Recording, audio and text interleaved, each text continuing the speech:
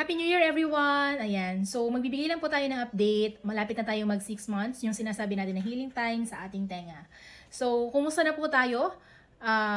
Right now, January, so almost 6 months from the date of our surgery is, masasabi ko na malaki na yung naging improvement natin. So, parang before, kahit mas mahina naman yung pandinig ko sa left ear is hindi ko siya iniisip na mas mahina siya kasi parang normal naman yung buhay, hindi ko na-feel na mas mahina siya. Yun ako before until such time na dumating nga na sumubrang hina siya hanggang sa yun, dumating tayo sa pagpapa-opera. Ngayon na malapit na nga pong matapos yung healing period ng ating tympanomastoidectomy is masasabi ko na bumalik na ulit ako sa dating ako. Dun sa dating buhay na wala akong inaalalang ugong sa tenga, na wala akong inaalalang parang makirot-kirot, wala na akong aalalahaning may ipapatak sa tenga kasi yun yung lagi kong worry na meron akong gagamitin pampatak sa tenga dahil nga inuulit ko, wala akong natatandaan na hindi ako nasaktan every time na magkakaroon ako ng eardrop. Pero right after the surgery, nung gumamit ulit ako ng eardrop, that's the first time na yun nga, na feel ko na parang wala lang. Alam ko lang na mayroong pumapatak na medyo parang may blockage or medyo hihina yung pandinig mo dahil nga may tutulo syempre na gamot, tas maya-maya is okay na siya. So, yun yung first time ko na okay ako sa eardrop. And sana hanggang sa mga susunod pa na mga pagkakataon, na mga taon, sakali mang gumamit ako noon, is maging okay na yung paggamit ng eardrop. Particularly yung mga nagtatanong about the ofloxacin. So, yun po yung nagamit ko na reseta na sa akin. So far, so good. Right after the operation na pinagamit sa akin ito, walang sakit, ayan. And then, ano pa ba yung mga changes na nakita ko as time goes by pagkatapos kong operahan, ayan. So, kung dati po, sabi ko is sobrang humarang na yung tenga, no? Naiba siya ng sobra. Dati is naging harang na to, and then, ito po, this is the left, and then the right. Dati, halatang halata is, kaya po pala, dahil syempre maga pa siya dito. Ayan, so magapa yung tenga natin dito, kaya nakikita ko na talagang parang ganyan siya. And then, habang tumatagal, is napipipi din po siya, napipipi siya. Hindi na siya ganong kita, o hindi na siya kita talaga. Though, naiba po yung shape niya, no? Like, this one is pipi talaga siya.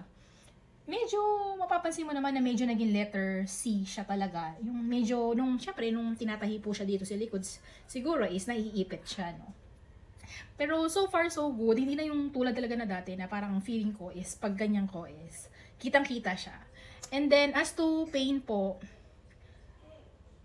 hindi ko siguro mga 5%. Meron pa rin akong nararamdaman. Hindi ko alam kung dahil aware lang ako na may ginawa sa tenga ko. Kaya ako nasasabi na may pain. Pero, meron siyang sensation or pakiramdam na kapag hinawakan mo siya is hindi siya okay. So, meron nga po akong video na dahil natatakot pa rin ako na galawin siya is hindi ko siya talaga nalilinis na mabuti. Kasi nga takot ako na pakagalaw siya. Though sabi naman ng doktor is okay lang. So, hindi ko siya nalilinis na mabuti hanggang dumating dun sa time na sabi ko dun sa anak ko, Miss, pakibidyohan mo nga. So, nakita ko na, syempre, may dumi-dumi na siya. No? Sabihin mo ng libag or yung mga dugo. Naghalo-halo na siguro. So, nilangis ko siya ng nilangis. Ayan. So, ngayon nahahawakan ko na siya. After, kung malinisan na gano'n, tinatry-try ko na anuhan siya, na hawakan. So, pag hinahawakan ko is merong sensation. Meron akong nararamdaman. Hindi naman siya sobrang sakit. Sabi ko nga is kung i-rate ko siya ng 5, parang 5/100, yun yung nararamdaman ko. Pero so far so good. Ayoko lang pa rin na, yun nga, na merong gagalaw nung tenga ko. Baka mamaya, like magpamasahe ka, is hatakin siya. Syempre, di ba? Mag-ingat pa rin tayo.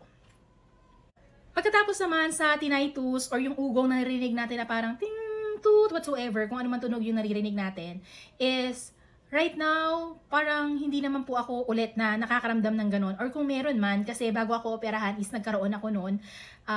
Sabi ko nga dun sa doktor, Doc, 5 seconds po tumatagal. Tapos dumating dun sa time na parang 30 seconds. Ngayon po, December, parang wala na akong natatandaan na experience na nagkaroon ulit ako ng tinnitus. So, sa madaling salita po is, wala na akong naririnig na ugong na biglang ganon. Pero, based on my experience naman nga is, hindi naman masyadong nakaka-alarma yun sa akin kasi hindi naman po nagtatagal ng sobrang tagal na oras o sabi ng iba halos hindi na natatanggal yung kanila. Ang kabutihan nga po nun sa akin is minimal lang talaga siya. And then syempre yung eardrum natin is nabuo na po siya totally. Hindi na nabigay sa akin ni Doc yung picture, hinihingi ko nga siya. Nung una akala ko is nabutas ulit siya kasi yung itsura niya is para siyang butas. Pero noon pala yun yung pinaka-graft niya. Yung itsura na pag tiningnan mo is meron siyang hukay, no? So, talagang akala ko nabutas siya. Pero sabi ko, ba't gano'n yung feeling? Parang okay naman ako, hindi siya sumasakit, walang hangin. Feeling ko, Hindi na tulad ng dati na parang puro hangin yung pumapasok sa tenga ko kasi nga wala ng eardrum. Ngayon is okay naman. Tapos na-explain naman mabuti sa akin ni Doc na graft pala yun, na successful ang naging operation talaga. Ang eardrum ay buo, kaya ating pakaingatan na huwag nating hayaan na mabasa ito. Para syempre maiwasan natin yung infection. Ayun po. And then, ang tanong kung naglalagay pa rin ba ako ng bula kapag maliligo. Sa ngayon po, isinatry ko na hindi maglagay ng bula kapag maliligo. So, iniingatan ko lang din na yung buhos ng tubig or kapag mag-shower ka is ingatan natin na hindi mapasukan yung ating tenga, no? Sa pagbubuhos din, pakaingatan po natin. Pero kung nagwo-worry tayo is mas mabuti na maglagay pa rin ng bulak. Ayun. What else? Yung hearing po natin, no? So, tulad ba rin ng kanina kong diniscuss, sa hearing natin, based on the hearing test, meron ako kasi 3 months after the surgery is nagkaroon ako ng hearing test. Based on the hearing test is pag sobrang hina at a normal tone of voice, pag sobrang hina at sobrang lakas, yun yung may tendency na hindi ko siya marinig. Pero other than that, is nawala na yung dati kong severe na hindi ko siya maririnig. So ngayon, lumilitaw po na parang normal hearing na rin ang meron ako. Which is same sa ine-expect ni Doc. Kaya tuwang-tuwa naman din siya sa kinalabasan ng operation sa akin. Kung kaya naman doon sa may mga katulad ko na case, mga basagang eardrum pero meron pang mga nadidinig, wag po kayong mawawala ng pag-asa, magtiwala lang, always pray to God, have faith. Nailunas po ito, no? Yan. Tapos lalo na kung matatapat ka sa mga sobrang mabait na mga doctors and nurses na mag-aalaga sa'yo, talaga namang lalakas yung loob mo. And then, meron pang nagtanong sa akin, hindi, sa akin nga ba, pero meron pang nagtanong, sino dito yung nakaranas na mag-swimming or ganyan. After ng operation, ang sagot ko is, ako, is 2 times na, pero hindi ko nilulubog yung tenga ko. No? So, kung meron lang pumapasok, siguro yung tumitila-tilamsik lang, pero yung nilulubog ko sa tubig is, hindi ko pa na-try. So, hingi muna tayo ng approval sa doktor kung pwede na natin gawin yun. Hindi naman ako sanay lumangoy talaga ng bonggang-bongga, hindi naman ako nagda-dive para masabi na na mababasag ulit siya. So usually may tendency naman talaga kasi mabasag kapag sa pressure, like diver ka, no? So dapat mag-ingat ka kung ikaw isa ng operado o operada. Ayun, so far so good po yung aking pagpapagamot. Maraming salamat po.